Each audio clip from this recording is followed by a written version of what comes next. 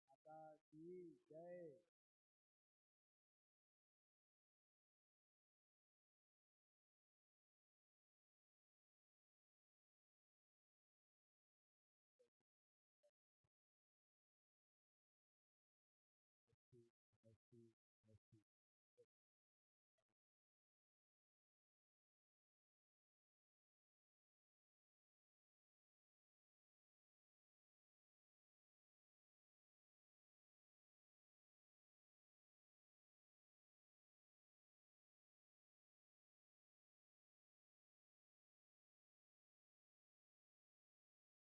सभी लोग दोनों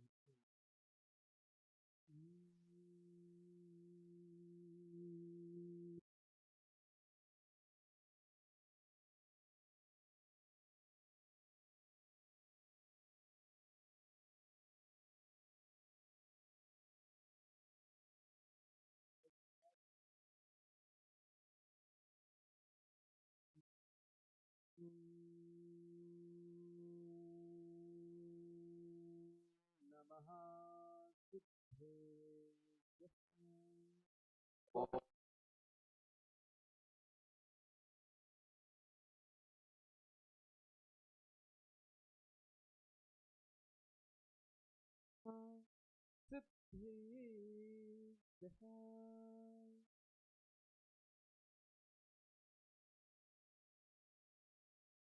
नमो हरिहंताणं नमो सिद्धाणं नमो आर्याणं नमो वज्रायाणं नमो पूर्णं गुरुवः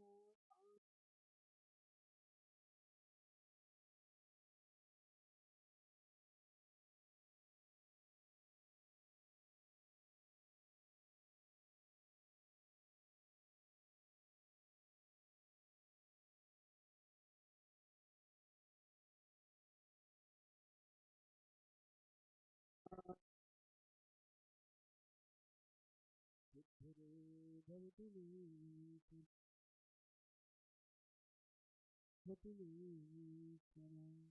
जय बोलिए अनंतानंद शुद्ध परमेश्वरी भगवान की। देवादि देवी किरण श्री आदित्यनाथ भगवान की। श्री अंतिम तीर्थंकर शासन नायक महावीर भगवान की।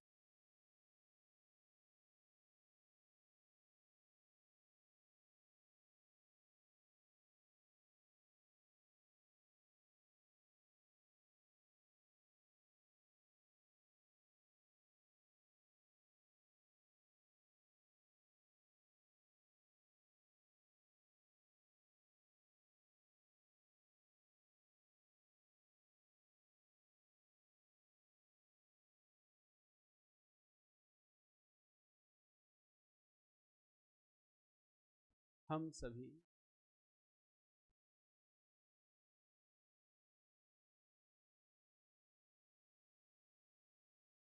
शासन जयंती को हमने मनाया। तो इसका मतलब माइक खोलो। हम किनके शासन में हैं? भगवान के शासन। जब उनकी दिव्यदनी खुली, उनके मुख से जो जिनवाणी निकली वह जिनवाणी परम कल्याणी, सबके लिए, समस्त मुमुक्षुओं के लिए हितकारी है। ऐसी उस परम जिनवाणी का हम रसपान करने के लिए यहाँ एकत्रित हुए हैं, जिससे कि हमारे जीवन में भी वह कुछ अंश मात्र में प्रकट हो पाए, क्योंकि संपूर्ण रूप में प्रकट तो इस भाव में संभव नहीं है। केवल ज्ञान होना संभव नहीं है, लेकिन जितना भी संभव है उतने संभवता को हम अधिक से अधिक प्राप्त कर पाएं। इसीलिए नित्य रोज रुचिपूर्वक हम इस जिनवाणी का रसपान करने के लिए यहाँ एकत्रित होते हैं। आइए चलते हैं उसी जिनवाणी को रसपान करने के लिए। रेडसार में आचार्य कुंद भगवान कह रहे हैं, स्वरूप सुकूल स्वरूप सुलक्षण सुमय सुशिक्षा सुशील सुगुण सुचरितम शैलम सुहानुभवनम देवम जाने सुपत्तिदान फलम। तो यहाँ आचार्य कुंद भगवान बता रहे हैं कि हमारे पास आज जो कुछ भी सुकुल श्रेष्ठ कुल प्राप्त है, स्वरूप सुंदर रूप, सुलक्षण श्रेष्ठ हमारे अंतरंग का लक्षण, सुबुद्धि मति श्रेष्ठ होना, सुशिक्षा श्रेष्ठ संस्कार होना, सुशीलपना स्वभाव हमारा अच्छा होना, प्रकृति सुशील माने प्रकृति भी होती है, शील माने स्वभाव भी होता है। तो सुशीलपना श्रेष्ठ प्रकृति वाला, सुगुण श्रेष्ठ गुणों वाला, सुचरितम श्रेष्ठ चारित्र वाला, ये सब होने के साथ साथ शैलम सुहानुभवनम जितने भी सुख के अनुभव देने वाले पदार्थ हैं संसार में वो सब प्राप्त होते हैं जानवी सुपत्र दान फल। किसके फल से? सुपात्र दान के फल से। जो लोग सुपात्रों को, श्रेष्ठ पात्रों को दान दिया करते हैं उन लोगों के जीवन में ये सारी विभूतियां उपलब्धियां प्राप्त हुआ करती हैं। पात्र कितने प्रकार के होते हैं? 4 प्रकार के। अरे पात्र 3 प्रकार के होते हैं, उत्तम मध्यम और जघन्य। 3 प्रकार के पात्र होते हैं। तो उत्तम पात्रों में कौन आता है? उत्तम पात्र में आचार्य परमेष्ठी, उपाध्याय और मुनि महाराज, ये साधु परमेष्ठी, 3 परमेष्ठी उत्तम पात्र में आते हैं। मध्यम पात्र में आर्का माता जी चुल्लक झुल्लका आते हैं और जघन्य पात्रों में अव्रति समदृष्टि आता है। व्रति भी मध्यम पात्रों में आते हैं, जो व्रति प्रथमाधारी हैं ये भी मध्यम पात्रों में ही अंतर्गत आते हैं क्योंकि इनका भी 5वां गुण स्थान होता है और चुल्लक इलक आर्का इनका भी 5वां गुण स्थान ही होता है। इसलिए तीनों को मध्यम पात्र में लिया गया है और चतुर्थ गुण स्थान प्रति समदृष्टि जीव है वह जघन्य पात्र के अंतर्गत आता है। ये 3 प्रकार के सुपात्र होते हैं। अब जो उत्तम पात्रों को दान देता है वह उत्तम फलों को प्राप्त होता है, उत्तम भोगभूमि को प्राप्त होता है। उत्तम भूमि के बाद सर्वों की संपदा होता है, उसके बाद निर्वाण को प्राप्त होता है। जो मध्यम पात्र को दान देता है मध्यम भोगभूमि जाता है और जगन पात्र को दान देता है वो जगन भोगभूमि जाता है। और जो इन तीनों को छोड़कर कुपात्रों को दान देता है वो कुबो भूमि जाता है। कहाँ जाता है? कुबो भूमि। वहाँ लोग कैसे होते हैं बताया आप लोगों को?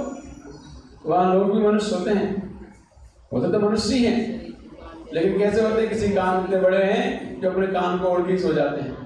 इतने बड़े कान होते हैं कि अपने कान को चादर बनाकर सो जाते हैं। उनका मुंह किसी का बंदर जैसा है, शरीर पूरा मनुष्य जैसा है। पूंछ वाले हैं, एक टांग वाले हैं, आदि आदि, आधा शरीर पशुओं का, आधा शरीर मनुष्यों का, ऐसे को मानुष कहलाते हैं। वो कुभोग भूमि में रहते हैं और कुभोग भूमि में वही लोग जाते हैं जो कुपात्रों को दान देते हैं, जो सूतक पातक में दान देते हैं, जो अनीति से धन कमाकर दान देते हैं। इसीलिए नीति पूर्वक ईमानदारी से धन कमाना चाहिए। सूतक पातक में कभी भी दान नहीं देना चाहिए और कुपात्रों को दान नहीं देना चाहिए। तो कुपात्र कैसे? कुपात्र वो होते हैं जो मिथ्या दृष्टि है, जो सरागी देवी देवताओं को मानते पूजते फिरते हैं, जिनका आचार विचार खोटा है, निकृष्ट है, ऐसे लोगों को दान देना कुपात्र दान कहलाता है। जो शराब भी पीते हैं, चरस भी, गांजा भी सब लगाते हैं, ऐसों को दान देना ये सब कुपात्र है। भिखारी कुपात्र हैं, पात्र नहीं है।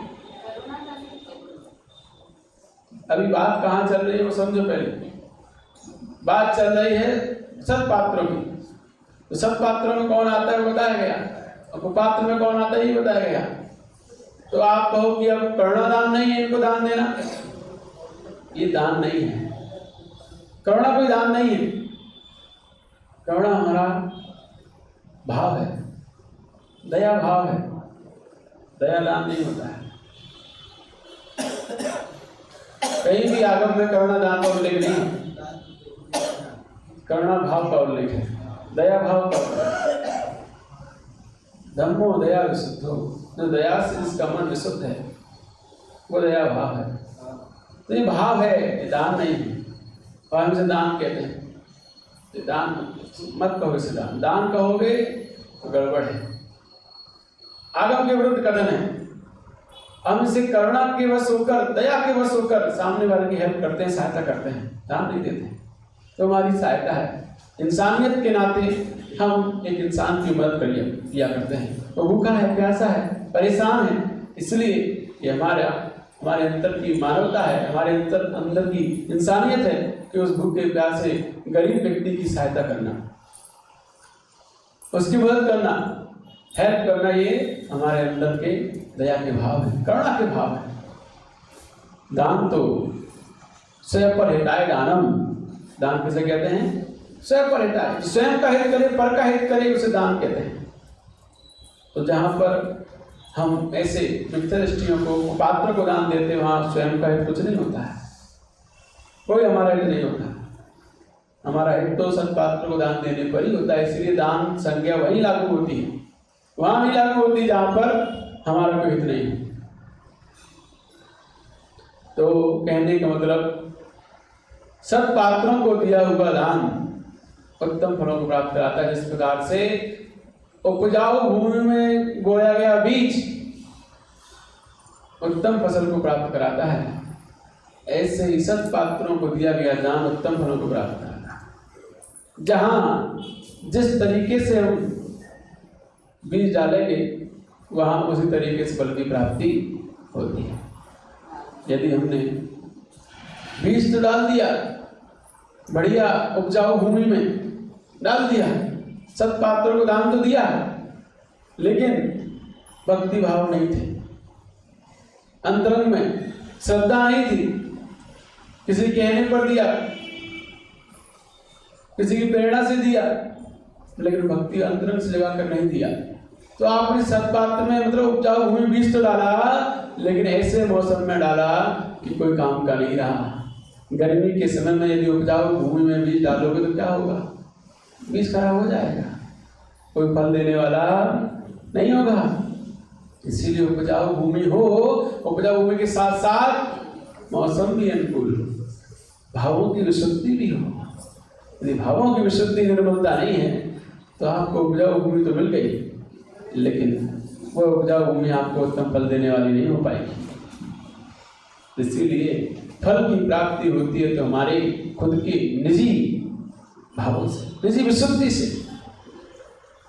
कुछ लोग पूछते हैं हमसे कि चौके में चंदोबा लगाना जरूरी क्यों है? आजकल तो बढ़िया पीओपी है, बढ़िया है ना, कहीं भी किसी प्रकार का कोई गंदगी नहीं, जाला नहीं है, फिर चंदोबा आज क्यों लगाया? तो पहले के समय में झोंपड़ियाँ हुआ करती थी, छप्पर हुआ करते थे, तो झरते थे, इसलिए चंदोबा लगाते थे। आज तो सब एक नंबर VIP हर चीज़ है, क्या जरूरत है? आता नहीं मन में आता है, हाँ आता है, तो समझ लीजिए चंदोबा हमारी ये भक्ति का प्रतीक होता है। वह लगाना, भले ही आपके बहुत अच्छा सुंदर सा मकान है, बहुत बढ़िया घर है आपका, लेकिन आपके अंदर भक्ति होगी तो आपके अंदर कुछ अलग करने की भावना जाएगी। मंदिर कितना सुंदर होता है, बढ़िया एक नंबर घर से भी सुंदर होता है, फिर भी जहाँ आवश्यक होता है वहाँ क्या लगाते हैं? चंदोबा लगाते हैं। क्यों लगाते हैं? यहाँ तो छप्पर गिर रहे हैं, वो गिर रहे हैं, फिर भी लगाते हैं। क्यों? हमारे लिए भगवान का सम्मान है, तीन लोग के नाथ का सम्मान, उनके सम्मान में हम वो लगाते हैं। और विचार कीजिए, वह 3 खंड का अधिपति, 6 खंड का अधिपति चक्रवर्ती जब आहार देता है, कितना बड़ा उसका महल होता है पता है? कितने खंड का? 84 खंड का महल होता है। क्या छप्पर वप्पर होते हैं क्या उसके यहाँ? नहीं ना, उसके यहाँ भी चंदोबा होता है। वो आगम की आगे को मानने वाला होता है। आगम में 7 जगह चंदोबा लिखा है, 7 जगह होना चाहिए। जहाँ खाना बनता है वहाँ, जहाँ कराते हैं वहाँ, जहाँ पानी रखा जाता है वहाँ, और जहाँ पर मुनराज वो भगवान रहते हैं वहाँ, और जहाँ मुनराज बैठते हैं वहाँ, जहाँ सोते हैं वहाँ। ऐसे इन 7 जगह पर, 7 स्थानों पर चुनाव बताया है। इसलिए सिर्फ और सिर्फ इसलिए कि हम उनके सम्मान में, उनकी भक्ति में कुछ कर पाए। वह चक्रवर्ती का 84 खंड का महल होता है। लोग कहते हैं पहले के समय में ऐसे मकान हुआ करते थे, चंदोबा लगते थे। कब? पहले समय में ऐसे नहीं होते थे। VIP आपका क्या होगा उसके सामने? अरे उसके चपरासी जैसा ही मकान नहीं है आपका। चक्रवर्ती का चपरासी नौकर होता है ना, उसका भी बहुत VIP महल होता है, आपका उस जैसा भी नहीं है। कहने का मतलब ये है कि मकानों से चंदोबा नहीं लगाया जाता था। चंदोबा तो हमारे अंतरंग की भक्ति का प्रतीक होता, सम्मान का प्रतीक होता था। कि सामान्य व्यक्ति भी आ रहा है तब भी हम उसको वैसे बिठा रहे हैं, हमारे आराध्य मुनराज आ रहे हैं तब भी हम उनको वैसे बिठा रहे हैं। क्या अंदर डाला हमने उनकी भक्ति के लिए? कोई अंदर नहीं डाल पाया। तो भगवान को चंदोबे में भले कितने अच्छा भी सुंदर सुंदर पीओ बढ़िया से बढ़िया कुछ भी बनाया हो मंदिर में, फिर भी चंदोबा के नीचे ही भगवान का अभिषेक करते हैं। उनकी सम्मान, उनकी भक्ति है। ऐसे जो गुरु आते घर में तो उनकी सम्मान, उनकी भक्ति में चंदोबा लगाते हैं। ये हमारे अंदर की भक्ति कहलाती है। भक्ति का ही फल है, दाल रोटी का फल नहीं है।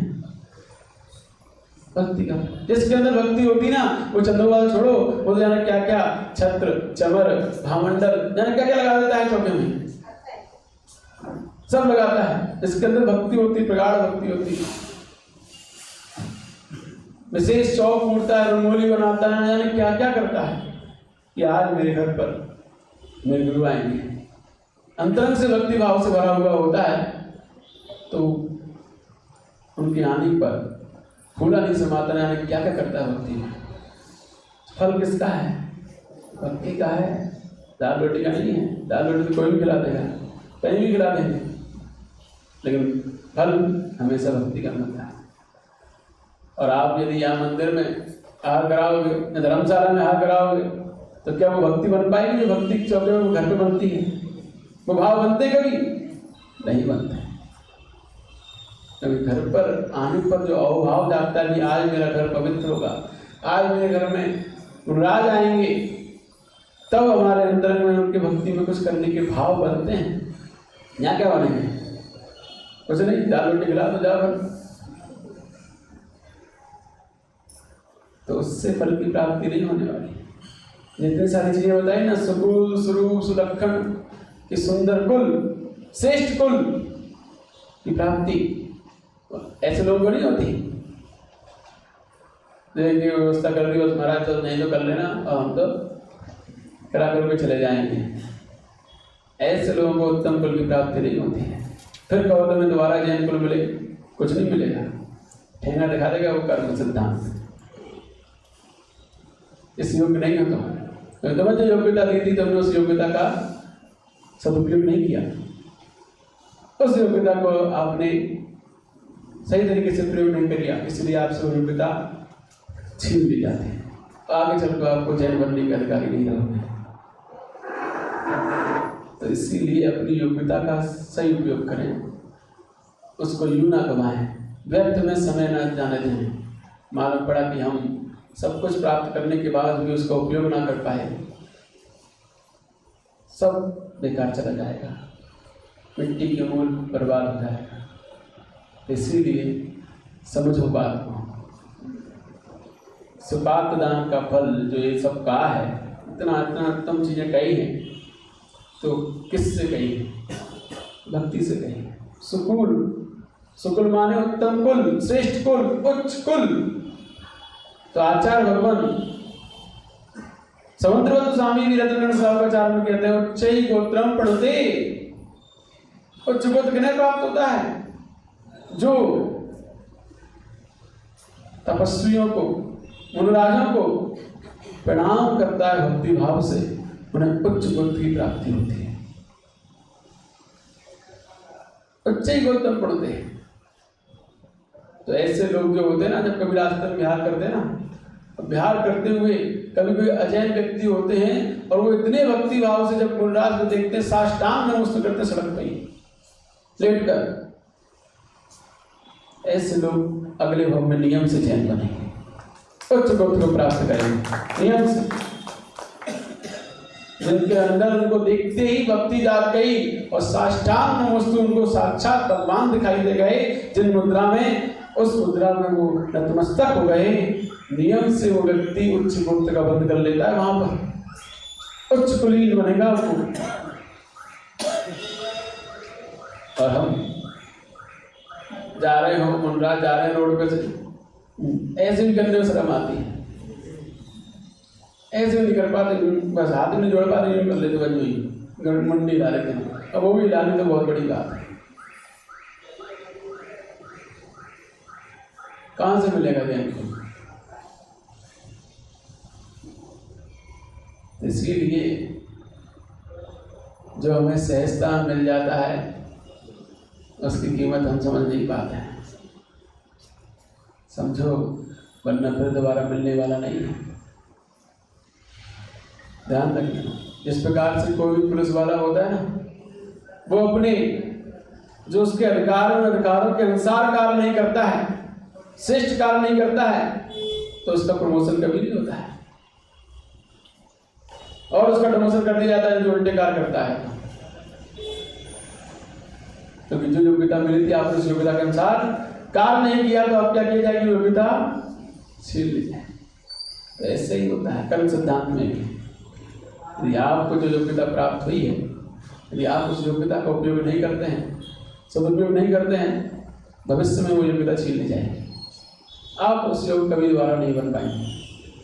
पूर्व भव के पुण्य से आज जो हमें प्राप्त है, सब समझो ये सपात दान का फल ही है कि आज हमें उच्च कुल मिला हुआ है। जिन शासन देव शास्त्र का समागम मिला हुआ है, कहीं ना कहीं हम जरूर सुपात दान देकर आए। सो आज हमें सब प्राप्त है।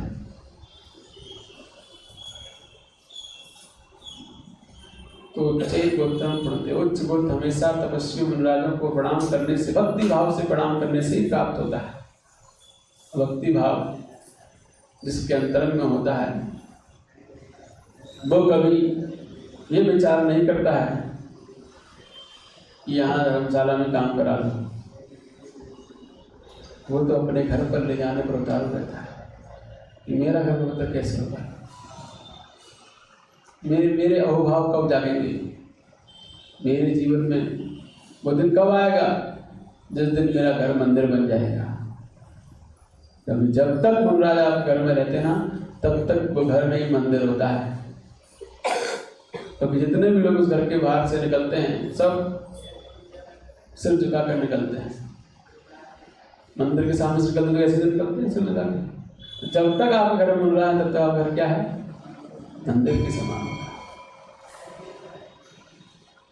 मंदिर की देहरी क्यों पुछती है? क्योंकि उसमें भगवान विराजमान है, इसलिए पूछ रही है।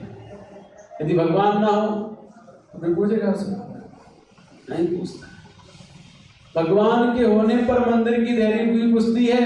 जिस देहरी में कोई भी गुण नहीं है, फिर भी उस देहरी को सब क्यों करके जा रहे हैं? क्यों जा रहे हैं? किसका प्रभाव है? भगवान का प्रभाव। भगवान के विराजमान हो जाने से वो देहरी भी आज बंदनी हो गई। अब तुमको ये मिथ्या तो नहीं है कि देहरी को पूछ रहे हैं, देहरी को नमस्ते कर रहे हैं? नहीं। क्यों? क्योंकि जहां भगवान विराजमान हो जाते हैं वो जिनालय हो जाता है, और जिनालय नव देवताओं में आता है। इसीलिए हम उस जिनालय की वंदना कर रहे हैं, तो देहरी के माध्यम से। जिसमें भगवान विराजमान है। ऐसे ही जहाँ जिस समय गुरु विराजमान हो जाते हैं, जहाँ होते हैं, वो घर भी उस समय तक मंदिर बन जाता है। वरना कोई भी तुम्हारे घर के सामने से निकलेगा, सच जगह नहीं निकलेगा। लेकिन उस समय जो भी निकलेंगे देखते हुए, सब सच जगह के निकलते हुए जाते हैं। तो कब हम अपने घर को मंदिर बना पाएंगे? क्यों भैया, कब? यहाँ धर्मशाला में? तो कहने का मतलब यही होता है कि आज जो हमें उच्च कुल की प्राप्ति हुई है, कभी ना कभी हमने कहीं ना कहीं सपात्र दान दिया है, उनको भक्ति भाव से प्रणाम किया है, इसीलिए प्राप्त हुई है। और जो लोग आज ये सब प्राप्त करने के बावजूद भी मुनियों को देखकर मुंह मोड़ लेते हैं, ऐसे भी आजकल कि वो मुनियों को देख के मुंह मोड़ लेते हैं, मानते ही नहीं है मुनि होते पंचम काल में। जैन तो है, लेकिन जैन होकर भी मुनियों को नहीं मानते। वो कहते हैं कि हम इस काल के मुनियों को नहीं मानते, हम चौथे काल के मुनिराजों को मानते हैं। वो मिलेंगे तो उनकी वंदना करेंगे, पंचम काल के मुनिराजों की वंदना नहीं करेंगे। तो ऐसे लोग कभी भी मुनिराजों को देख नहीं पाएंगे जिंदगी में।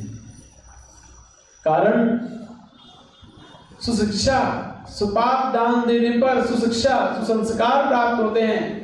और वो ऐसे संस्कार प्राप्त होते हैं जिन संस्कारों के बल पर आगे चलकर पुनः मुनिराजों के दर्शन हुआ करते हैं। और जो लोग आज वर्तमान में जो स्थिति बना रहे हैं, मुनिराजों को देखते ही नहीं, उनके पास जाते ही नहीं है, वे लोग कैसे संस्कार डाल रहे हैं? कैसे उनके प्रति नफरत के संस्कार डाल रहे हैं, उनके प्रति असभ्यता के संस्कार डाल रहे हैं, उनके प्रति घृणा के संस्कार डाल रहे हैं। तो ऐसे लोगों के जो संस्कार आज वर्तमान में डाल रहे हैं, आगे भविष्य में इनके सामने तीर्थंकर भी मुनिराज के रूप में खड़े होंगे ना, तो इनके भाव नहीं बनेंगे, नमस्कार करने के। जो संस्कार आज जो डाल रहे हैं, जो बीज जो डाल रहे हैं, वही बीज तो फलीभूत होगा आगे चलकर, उसी का फल तो नहीं मिलेगा। तो भले ही सोच रहे हो जब चौथा काल आएगा तो बढ़िया विद्यालय मुनिराज मिलेंगे, श्रेष्ठ वाले मुनिराज मिलेंगे, तब हम वंदना करेंगे, तब हम सब कुछ करेंगे। अरे भैया, टिकट यहीं से मिलेगा।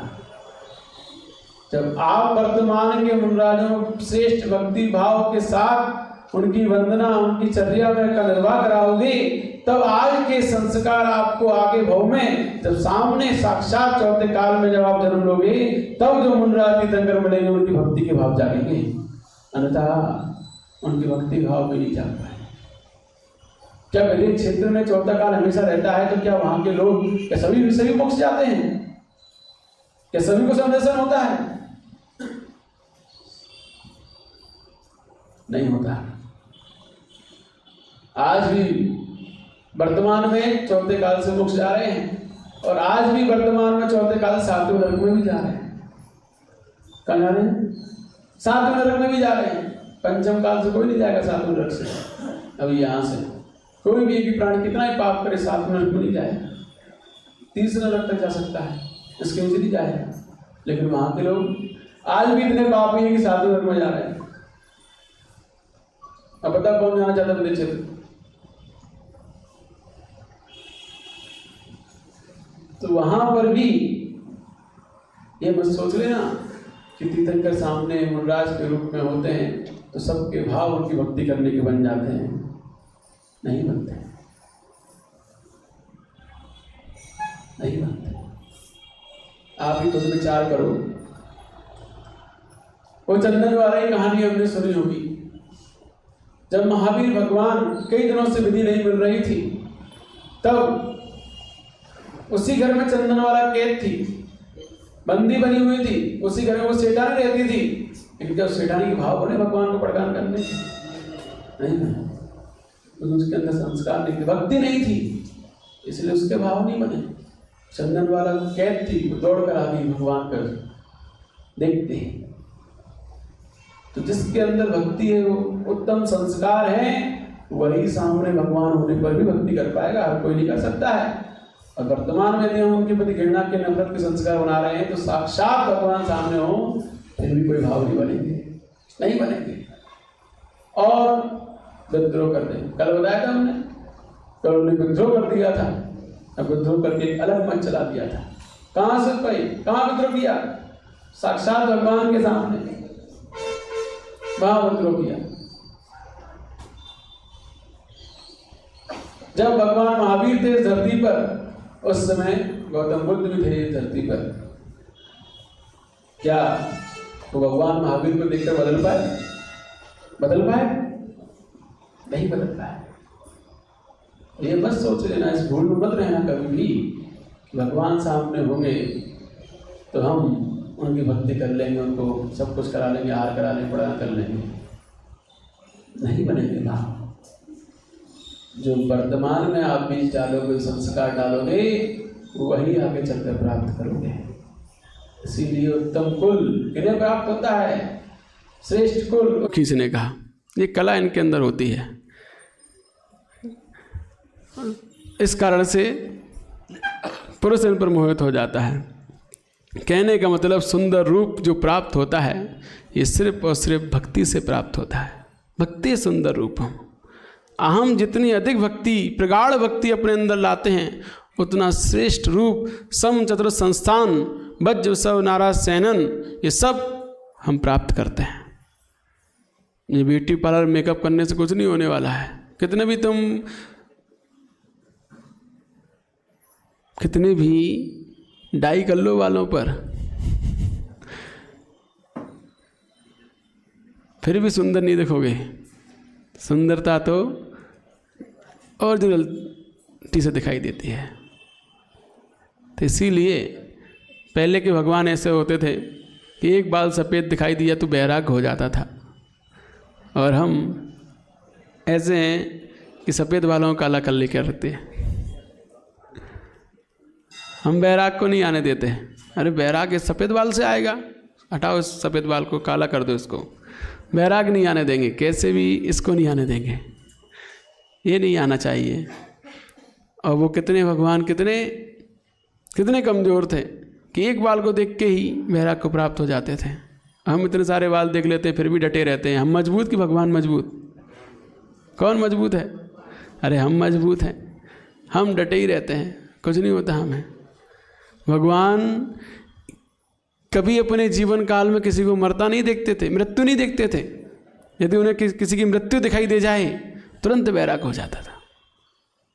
और हम ना कितनों को निपटा जाते हैं शमशान में जाके, हमें बैराग्य नहीं होता है। कौन मजबूत है बताओ? हम मजबूत है कि वो? अरे हम मजबूत हैं, हमारा मिथ्यात्व मजबूत है, मोह मजबूत है। उनका मोह मजबूत नहीं था, उनका मोह बहुत हल्का सा था, इसलिए जरा सा निमित्त मिलता था वैराग्य हो जाता था। हमारा इतना प्रगाढ़ है, इतना प्रगाढ़ कि वो टूटने का नाम ही नहीं लेता है। इसीलिए कौन का मजबूत है? कहो किसका? हमारा क्या? मोह रूपी, मिथ्यात्व रूपी पत्थर बहुत मजबूत है। किससे टूटेगा? किससे टूटेगा वो? दुकान चलाने से। किससे टूटेगा? घर गृहस्थी बसाने से। किससे टूटेगा? रोटी चकला है ना, ये सब बनाने से, इसी में लगे रहने से, इनसे टूट जाएगा। लगे रहो, इन सब से ही आपका जीवन में सुधार होगा। लगे रहो। आप कभी भी उत्तम कार्यों को मत करना, इन सब कार्यों में ही आपका उत्थान है ना, इनमें ही है ना, इन्हीं में जीवन निकल गया और निकल रहा है और निकल जाएगा। बाद में रोओगे फिर कि हमें जो मिला था हमने उसका उपयोग नहीं कर पाया। हमें क्या मिला है? क्या मिला है हमें? हीरा मिला, हीरा, डायमंड। जैन कुल डायमंड है। इस प्रकार आपने देखा होगा, हमने बताया था, भीड़ हमेशा सब्जी मंडी में होती है, हीरे की दुकान पर नहीं होती। डायमंड के कई किन्हीं चंद लोगों के पास होता है। बताओ यहाँ नेहरू नगर में कितने लोगों के पास डायमंड है? चंद लोग निकलेंगे डायमंड के अधिकारी।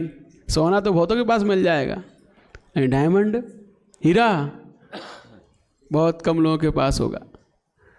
तो कहने का मतलब हीरा हर किसी को नहीं मिलता है।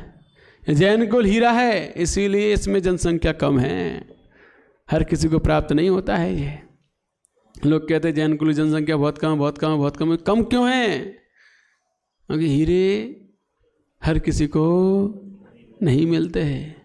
बहुत पुण्यवान लोगों को हीरा मिलता है, और इस हीरे को पाकर भी हम इसका सदुपयोग ना कर पाए, इसको यूं ही गवा दिया, तो हमसे बड़ा मूर्ख कोई नहीं होगा कि हमने हीरे को इस मिट्टी के लिए बर्बाद कर दिया। इस मिट्टी के लिए मिट्टी के मोल बेच दिया। तो इस मिट्टी के मोल नहीं बेचना। ये क्या है? मिट्टी एक लोटे में इकट्ठी हो जाती है। कितने में? एक लोटे मात्र में। इतनी सी मिट्टी है ये, जल जाती है तो एक लोटे में आ जाती है। और एक लोटे मिट्टी के लिए हमने पूरा अपना ये हीरे जैसा अनमोल जीवन बर्बाद कर दिया। इसीलिए अपने अंदर हम भक्ति जगाओ। भक्ति सुंदर रूपम। जिनवाणी के प्रति भक्ति, गुरुओं के प्रति भक्ति, भगवान के प्रति भक्ति जब हमारे अंदर होगी, तब उनके प्रति समर्पण जगेगा।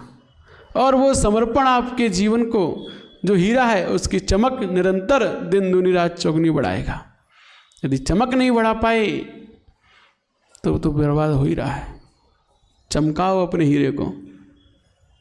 जब चमकता है ना, पूरी दुनिया में दिखता है, दिखता है। चाहे काली से काली अंधेरी रात क्यों ना हो, लेकिन वो दिखता है जब चमकता है। ऐसे ही जब हम श्रेष्ठ कार्यों में लगते हैं, श्रेष्ठ भगवान की भक्ति में, गुरुओं की भक्ति में, शास्त्रों की भक्ति में तल्लीन होते हैं, तो पूरी समाज में हम चमकते हुए दिखाई देते हैं। अलग से दिखाई देता कि हाँ, ये व्यक्ति है, कर्मठ है, ये व्यक्ति समर्पित है, इसके अंतरंग में श्रेष्ठ भक्ति है। अलग से चमकता हुआ दिखाई देता है, भीड़ में से स्पष्ट दिखाई देता है। तो ऐसी चमक अपने अंदर लेकर आओ, हीरे जैसी। जिस प्रकार से वह अंजन चोर अंजन लगाकर खुद तो गायब हो गया था, लेकिन उस हीरे की चमक को छिपा नहीं पाया। उस हीरे की चमक के कारण ही पकड़ा गया था वो। तो कहने का मतलब, कितना भी घोर अंधकार हो, कितनी भी भीड़ हो, उस अंधेरे में, उस भीड़ में अलग से वही स्पष्ट दिखाई देता है जो इस हीरे को चमका पाता है, इस हीरे की कीमत समझ पाता है। तो हम इस जैन कुल की कीमत समझें जो हमें प्राप्त हुआ है। डायमंड जैसा कुल, उत्तम कुल जो प्राप्त हुआ है, इसकी कीमत नहीं समझोगे, इसे और नहीं निखारोगे, तो फिर हम लोग बनिया बुद्धि वाले नहीं कहलाएंगे। हरी बुद्धि बनिया बुद्धि नहीं कहलाएगी, ठस बुद्धि कहलाएगी। कौन सी बुद्धि के ब्रह्म? ठस बुद्धि के। अब बनिया बुद्धि तो वो होता है जो एक के चार करता है। अब हमने एक हीरा पाया और एक हीरे के चार हीरे ना कर पाए, तो काय की बनिया बुद्धि? तो हमने जैन कुल हमें प्राप्त हुआ है। अब इस जैन कुल को पाकर, इस हीरे को पाकर हम आगे जब जब भी हमें इस मनुष्य भव मिले, तब तब जैन कुल मिले, इसकी बुद्धि हम कहाँ लगा रहे हैं? तो बनिया बुद्धि तो यही है कि एक को पाकर चार करें। तो यहाँ तो हम लगा लेते दुकानदारी में, कैसे एक के चार करने हैं, लेकिन यहाँ भी लगाओ, अपना भविष्य सिक्योर करो कि हमारे भविष्य में एक बार जैन कुल मिला है, ये उत्तम कुल मिला है, तो आगे भी जब तक हमें मोक्ष नहीं हो रहा है, तब तक इस संसार में रहना ही पड़ेगा। तो इस कुल के साथ ही हमारा जन्म हो, हर जन्म, उसके लिए क्या विचार कर रहे हैं? चिंतन करो सतीश भैया, उसके लिए निरंतर तत्पर रहो। किसके लिए? यहाँ जो बात कही जा रही है कि सकलम सुहानुभवनम विभम जाने सुपत दान फलम, कि जितने भी हमारे पास सुंदर सुंदर भोग सामग्री, सुख का अनुभव देने वाले जितनी वस्तुएं दिखाई दे रही हैं, सब की सब सुपात दान का फल जानिए। सब सुपात दान का फल है। इसके आगे और चीज़ें हैं, सुलक्षण, सुमति, सुशिक्षा, इनका क्रम से विवेचन करेंगे। आज 2 ही चीज़ का, सुकुल और स्वरूप, कि सुकुल अच्छा श्रेष्ठ कुल और सुंदर रूप यदि आपको मिलता है तो सुपात दान के फल से ही मिलता है। क्योंकि सुपात दान के समय जो भक्ति उमड़ती है वो भक्ति कभी नहीं उमड़ती। और भक्ति सुंदर रूपम, भक्ति सुंदर रूप दिलाती है। आप बताओ, आपके अंतरंग में श्रेष्ठ भक्ति भगवान के सामने उमड़ती है कि जब आपके घर पर गुरु आते तो उमड़ती है। कब उमड़ती है? जब घर पे गुरु आते हैं। क्यों? क्योंकि आप भगवान के सामने रोज आते हो और रोज कभी भी ये नहीं बोलते भगवान से, हे स्वामीन मन शुद्धि, वचन शुद्धि, काय शुद्धि, कभी नहीं बोलते कि मैं अपने मन को शुद्ध करके आया हूँ, वचन को शुद्ध कर दिया है, काय शुद्ध की है, आपकी पूजन करने आया। कोई बोलते हो? नहीं बोलते। यहाँ वो भाव बनते ही नहीं है। जो भाव जब हम पड़गान करते हैं और उन तब भक्ति होती है तो झुक जाते हैं, कमर तक झुक जाती है। यहाँ पे क्या झुकती है? कहने का मतलब सुंदर रूप की प्राप्ति भक्ति से होती है। भक्ति सुंदर रूपम। और वो भक्ति श्रेष्ठ भक्ति जो बनती है वो भगवान के समक्ष नहीं, गुरुओं के समक्ष अधिक बनती है। इसीलिए उनको दान देने की समय उनकी उस बेला पर अधिक बनती है। इसीलिए सुंदर रूप की प्राप्ति सुपात दान के फल से होती है। ये बात सिद्ध होती है कि सुंदर रूप की प्राप्ति सुपात दान से कैसे हुई। क्योंकि जो वहाँ भक्ति हमारी बनी, जैसे हमने सोचा कि कल हमें आहार चौका लगाना है, तो उसकी तैयारी आज से ही, आज शाम से ही हमारे मन में उसकी निरंतर तैयारी चल रही है। निरंतर वो पुण्य का आश्रव आज शाम से ही चालू, और जब तक आहार ना हो जाए तब तक वो पुण्य का आश्रव चलता ही रहता है। क्योंकि मन में उसके प्रति ललक जगी ही रहती है, उत्साह बना ही रहता है। तो उस उत्साह से, उस लगन से, उस ललक से जो अंतरंग में निरंतर हमारी भक्ति उमड़ती है, वही भक्ति सुंदर रूप की प्राप्ति कराती है। तो हर कोई सुंदर बनना चाहता है। इसीलिए तो ब्यूटी पार्लर चल रहे हैं इतने सारे, वरना फेल हो जाते हैं अगर हम सुंदर नहीं बनना चाहते तो। बताओ, फेल होते नहीं होते? चल क्यों रहे हैं आज वो? इसलिए चल रहे हैं कि हर कोई सुंदर बनना चाहता है। अपने आप को सुंदर हर कोई दिखाना चाहता है, लेकिन सुंदरता इससे नहीं आती है। ये तो चंद घंटों की होती है। यदि लगा भी लिया आपने, पोत भी लिया कुछ पाउडर या फिर कोई मुट्ठी पट्टी कुछ भी पोत लिया, तो वह भी यदि पसीना आ जाए, है ना, आंखों में से आंसू बह जाएं, सब धुल जाता है, बेकार हो जाता है। अरे बहुत से लोग तो हमने देखा है, वैसी महिलाएं, कि वो लिपस्टिक लगाती ना, लिपस्टिक लगाने के बाद भोजन नहीं करती, कि भोजन कर लेंगे तो छूट जाएगी।